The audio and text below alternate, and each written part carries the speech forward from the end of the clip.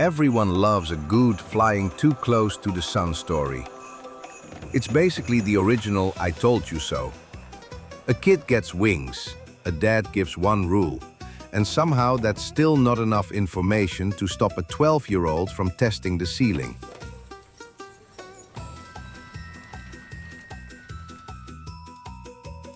History remembers Daedalus as a genius. He was a highly talented Athenian, born of the noble family of Erechtheus, and famed throughout the ancient world for his unparalleled skill in statuary and architecture. He was a visionary, a man whose mind was bound only by the limits of human imagination. The story begins not with a grand labyrinth, but with an apprenticeship.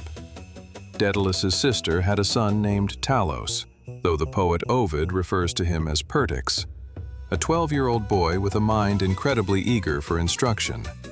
Naturally, she entrusted the boy's education to her brilliant brother. For a brief moment, it seemed like a perfect arrangement, the legendary master and the eager student. Then, the 12-year-old made the fatal mistake of being good at his job. Perdix was walking on the beach one day when he noticed the skeletal backbone of a fish in the sand. He took that shape, studied it, and cut a continuous row of sharp teeth into a piece of iron, thus inventing the saw. Not long after, he took 2 arms of iron, bound them to a single center point so that one side stood fixed while the other described a perfect circle, and invented the compass. An overly eager intern had shown up to work, looked around, and casually revolutionized the entire carpentry and engineering industry with some iron and fish bones. Daedalus, the great and noble genius, was intensely envious. His reaction to his nephew's brilliance was not pride. It was not a desire to collaborate. It was an immediate, overwhelming urge to push the boy headlong off the sacred citadel of Minerva, which is exactly what he did. Help, I can't fly.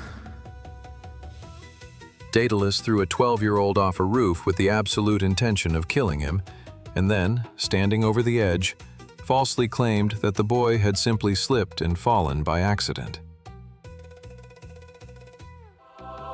Congratulations, kid. You have just invented gravity. Fortunately for Perdix, the goddess Pallas Minerva heavily favored ingenuity. As the boy plummeted toward the earth, she intervened, supported him in his fall, and transformed him into a bird. The vigor of the boy's active genius passed directly into his new wings and feet, and he became a partridge. But trauma lingers, because the bird vividly remembered being hurled off a building by his uncle. It absolutely dreaded the higher regions of the air. To this day, the partridge does not raise its body aloft or make its nest in the lofty branches of trees. It flies strictly near the ground and lays its eggs safely hidden in hedges. Now facing a murder charge in Athens, Daedalus fled across the sea to Crete. This is where the political reality of the ancient world provides a masterclass in highly selective morality. At the time, King Minos of Crete was actively at war with the Athenians. So, when a fugitive architect showed up on his shores, desperately fleeing a child murder accusation, Minos didn't see a criminal. He saw a strategic asset. King Minos didn't hire the best man for the job. He hired the most wanted one. Minos favorably received Daedalus, apparently deciding that harboring a known murderer was perfectly fine, provided the murderer could do some quality masonry work for the state. And Daedalus delivered. He built the legendary Labyrinth, or at least he built something. Historical sources actually disagree wildly on what this structure was, and we shouldn't just quietly pick one version. The Roman historian Pliny the Elder asserts that Daedalus built an elaborate, mind-bending maze modeled after the Great Labyrinth of Egypt.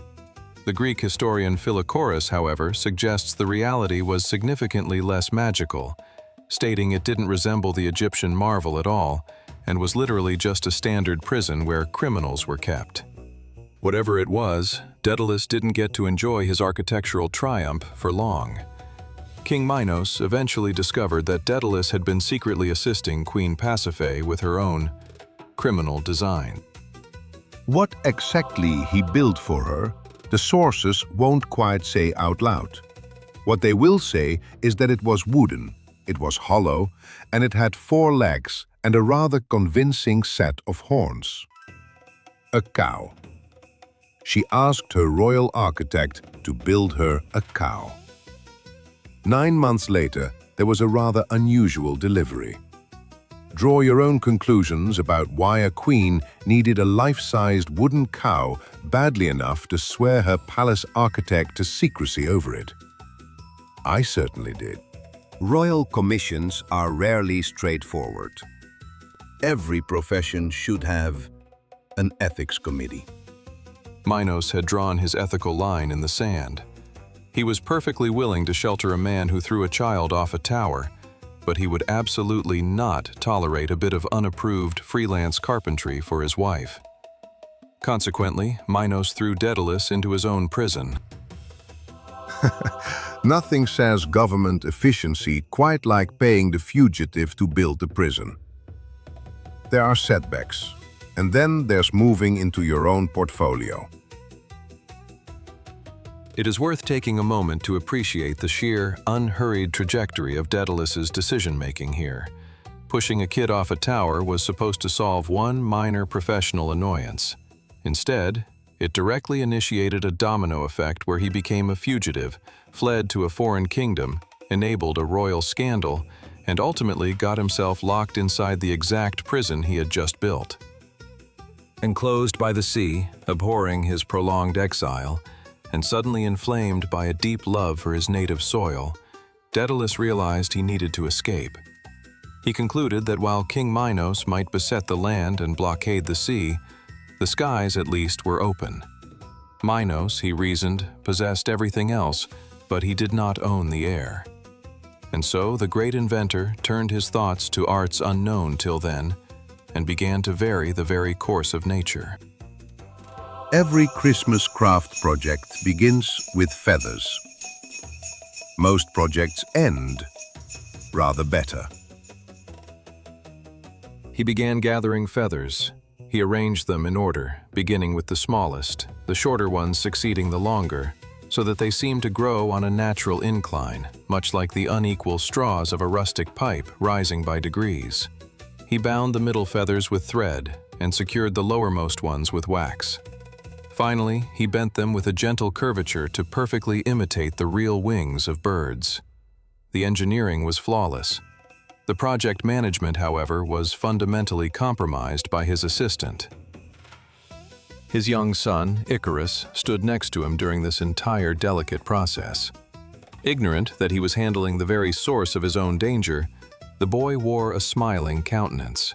He would playfully catch at the feathers whenever a shifting breeze ruffled them, or he would idly soften the yellow wax with his thumb, his playfulness actively retarding the wondrous work of his father.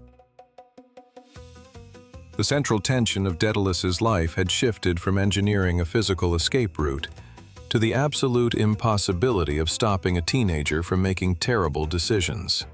Eventually, the finishing hand was put to the work. Daedalus poised his own body upon the 2 wings and hung, miraculously suspended, in the beaten air. He then provided his son with a second pair, fitting the untried wings to the boy's shoulders. Daedalus delivered his strict rules for flying. He told Icarus to keep to the middle tract. If the boy flew too low, the ocean water would clog his wings. If he flew too high, the fire of the sun would scorch them. "Fly between both," Daedalus ordered, instructing him neither to look at the constellations of Boötes or Hellas, nor at the drawn sword of Orion, but simply to follow his father's guidance. Amidst this desperate work and these heavy admonitions, the cheeks of the old man were wet with tears, and the hands of the father trembled. He gave his son kisses that would never again be repeated. Raised upon his wings, Daedalus flew before his son. He was deeply concerned for his companion, moving through the air just as a mother bird who has led forth her tender young from a lofty nest. He encouraged Icarus to follow, constantly looking back at his son's wings, instructing the boy in the fatal art of flight. Down below, ordinary life stopped. A person angling for fish with a quivering rod, a shepherd leaning heavily on his crook, a plowman resting on the tail of his plow. They all looked up. Seeing these figures cleaving the air, the people below were astonished, genuinely believing they were beholding divinities. They left the islands behind them. Samos, sacred to Juno, and Delos, and Peros all fell away to their left hand. On their right they passed Labyrinth and Calymne, lands fruitful in honey. Then the boy began to be pleased with the boldness of flight. Icarus forsook his guide. Touched with a sudden, overwhelming desire of reaching heaven, he pursued his course higher and higher into the sky. The vicinity of the scorching sun began to soften the fragrant wax that fastened his feathers. In moments, the wax melted completely away. Icarus shook his naked arms in a panic. Wanting his oar-like wings, he thrashed, but he caught no more air. As he frantically called out the name of his father, the boy's face was received by the dark, azure water, which would forever after bear his name. Daedalus, now a father no more, frantically searched the empty sky and the rolling surface of the ocean. "Icarus, where art thou?" he cried out. "In what spot shall I seek thee, Icarus?" He flew over the waves until he finally beheld the scattered feathers and the broken wings floating in the waters below. In that moment of profound, shattering grief, Daedalus cursed his own brilliant arts. He retrieved the body of his unfortunate son, carrying him to the shore to bury him in a tomb. There is no version of this story, ancient or modern, poetic or plain, where that part gets to be funny.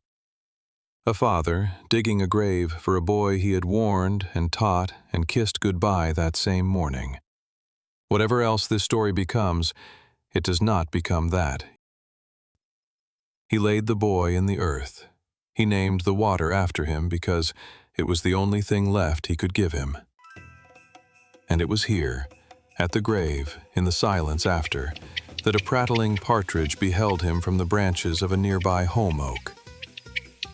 The bird looked down at the weeping architect, and by its loud, chattering notes, it testified its absolute delight.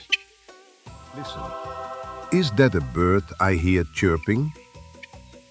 Ah, is it performance review time? Or just karma has developed feathers?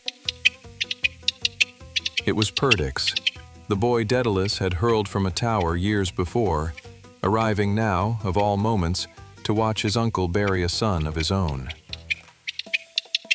Grief does not usually come with a laugh track. This is the one exception history seems to have made. As it turns out, Daedalus began this story by watching a child fall violently out of the sky, and he ended it by watching another child fall violently out of the sky. His past, much like a petty bird in a holm oak, was sitting right there, waiting to laugh at him. I don't make the rules. I just show up when they're being enforced. He's up there now, if you're wondering. Not at the top of the tree. Partway up. You don't ask a partridge where he learned his song. Anyway, he's about to sing. On the last day of Icarus, Daedalus sent to me 12 feathers fluttering, 11 gods a-laughing, 10 sailors pointing, 9 muses singing, 8 winds are blowing, 7 islands passing, 6 wings are melting, 5 golden rings, 4 warning words, 3 foolish choices, 2 waxen wings, and a partridge in an oak.